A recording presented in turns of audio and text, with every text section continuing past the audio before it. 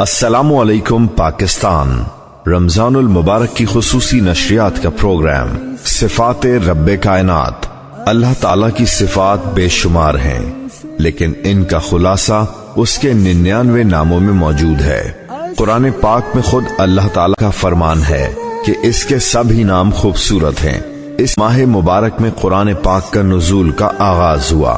اس مہینے میں دنیا بھر کے مسلمان سب سے زیادہ اللہ کا ذکر کرتے ہیں۔ اس پروگرام میں اللہ کے صفاتی ناموں کا ذکر اس کے مختصر معنی اور خصوصیات کے ساتھ کیا جائے گا۔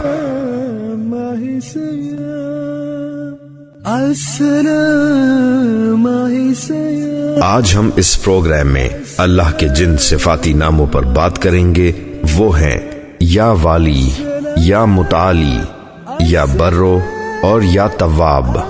والی کا مطلب ہے سرپرست، مددگار، کارساز، حاکم، بادشاہ۔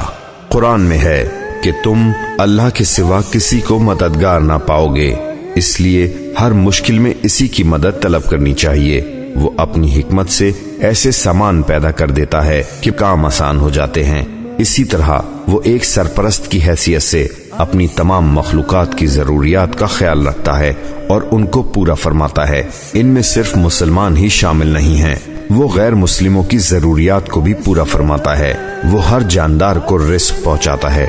مشہور قصہ ہے کہ کسی مسافر نے ایک جنگل میں ایک معذور لومڑی کو دیکھا جو چل نہیں سکتی تھی۔ اس کے دل میں خیال آیا کہ یہ اپنی خوراک کا انتظام کیسے کرتی ہوگی۔ اتنے میں ادھر شیر آ نکلا جس نے ایک جانور کا شکار کیا تھا اور اس کو وہاں لے کر آیا۔ اپنا پیٹ بھر کر شیر چلا گیا تو لومڑی رینگ کر وہاں پہنچی اور مزے سے کھانے لگی۔ یہ اللہ کی قدرت ہے کہ وہ ہر جاندار کو رزق پہنچاتا ہے۔ متعالی کا مطلب ہے برتر، یعنی کسی بھی بات میں، کسی بھی معاملے میں، کسی بھی دوسرے سے بڑھ کر۔ اللہ تعالیٰ کی ذات تو ہر معاملے میں اور ہر بات میں ہر ایک سے برتر ہے۔ کسی کو مدد کرنا ہو تو وہی سب سے برتر ہے، کسی کی رہنمائی کرنی ہو تو وہی پاک ذات برتر ہے۔ اللہ تعالیٰ برتر بھی ہے اور بالا تر بھی، یعنی اس کے مقابل کوئی نہیں ہو سکتا، اور ہو بھی کیسے، سبھی تو اس کی مخلوق ہیں۔ اسی نے ساری کائنات کی تخلیق کی ہے، پھر کیسے ممکن ہے کہ کوئی مخلوق اپنے خالق سے بلند ہو سکے۔ اللہ تعالیٰ کی صفات میں برو بھی شامل ہے۔ برو جس کا مطلب ہے احسان کرنے والا۔ بے شک ہم پر اللہ کے اس قدر احسانات ہیں جن کا شمار بھی نہیں ہو سکتا۔ سب سے بڑا احسان یہ ہے کہ اس نے ہمیں اشرف المخلوقات بنایا، یعنی اپنی ہر مخلوق سے بہتر۔ پھر اس نے احسن تقویم پر پیدا کیا، یعنی بہترین صورت میں۔ سمجھ بوجھ دی جو کسی اور مخلوق میں نہیں، علم دیا جس کی کوئی حد نہیں، اور ہر طرح کی سہولت اور آرام کے سامان پیدا کیے۔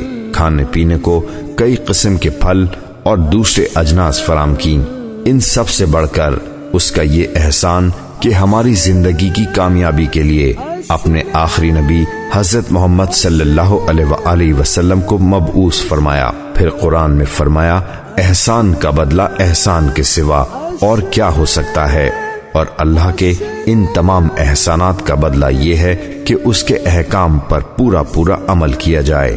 اللہ تعالیٰ کی ایک اور عظیم صفت تواب ہے، یعنی توبہ قبول کرنے والا۔ اس صفت کی وجہ سے بے شمار انسان بہت سی مصیبتوں اور آفات سے بچ جاتے ہیں۔ توبہ کرنے کا عمل اللہ کے نزدیک سب سے زیادہ پسندیدہ عمل ہے۔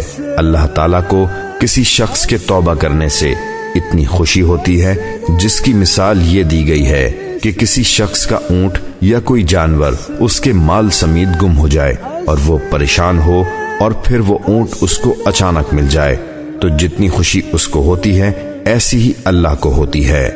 حضور اکرم صلی اللہ علیہ وآلہ وسلم نے فرمایا کہ میں دن میں 100 مرتبہ استغفار کرتا ہوں۔ اسی لیے ہم کو بھی چاہیے کہ کثرت سے استغفار کریں اور اللہ سے اپنے گناہوں کی توبہ کرتے رہیں۔